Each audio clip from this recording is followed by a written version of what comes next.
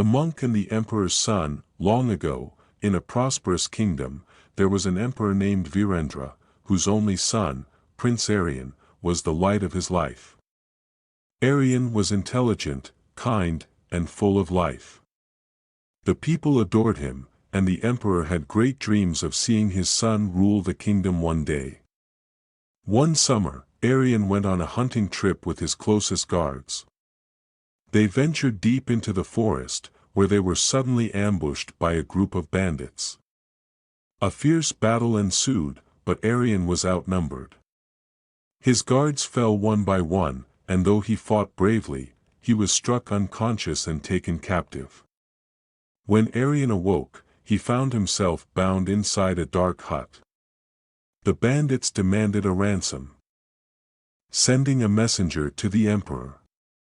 But as fate would have it, the messenger never reached the palace. Lost in despair, Aryan began to feel hopeless. Days turned into weeks, and with no sign of rescue, he grew weak and sick. One night, a wandering monk named Rishi Varun passed through the forest and overheard the bandits speaking of a royal captive. The monk, through his wisdom and words, convinced the bandit leader to release Aryan, claiming that holding on to suffering only brought more suffering. The bandits, moved by the monk's words, let Aryan go. Grateful beyond words, Aryan followed the monk to his hermitage deep in the mountains. As he regained his strength, he observed the monk's peaceful way of life, living simply, meditating, and helping those who came seeking wisdom. One day, Aryan asked, "How can you be so content when you own nothing? I had everything, a kingdom, wealth, power, but I was helpless in captivity."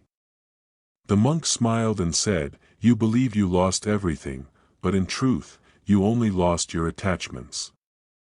What remains is, but when the storm comes and blows it away, the bird does not weep. It simply moves on and builds again. Why? Because it knows it is not the nest, it is the bird." Aryan pondered these words. Over time, he learned from the monk, meditating daily and understanding the nature of impermanence. Years passed, and one day, a group of travelers from the kingdom arrived at the hermitage.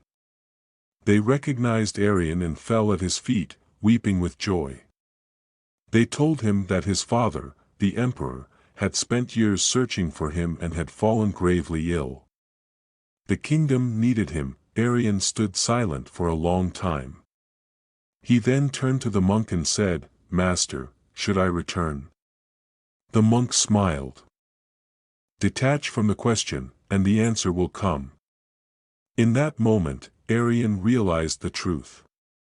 His duty was not to rule or abandon ruling, it was to be free from attachment to either path. He bowed to the monk and said, "I will go, not as a prince, but as a servant of the people." Aryan returned to the palace, but he was no longer the same man. He ruled wisely, not from desire, but from wisdom. His heart remained light, untouched by the weight of power.